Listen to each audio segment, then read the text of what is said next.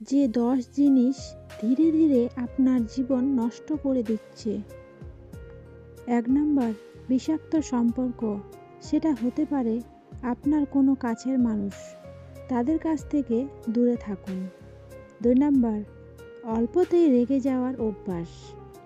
3 number, শুয়ে বসে কেবল স্বপ্ন দেখা কিন্তু কাজ না করা। 4 নাম্বার, অতিরিক্ত সামাজিক যোগাযোগ মাধ্যম ব্যবহার করা।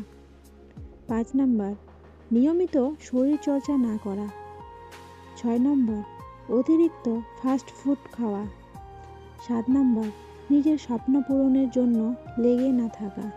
8 নাম্বার, মেয়ে বা ছেলেদের পিছনে অতিরিক্ত লেগে থাকা।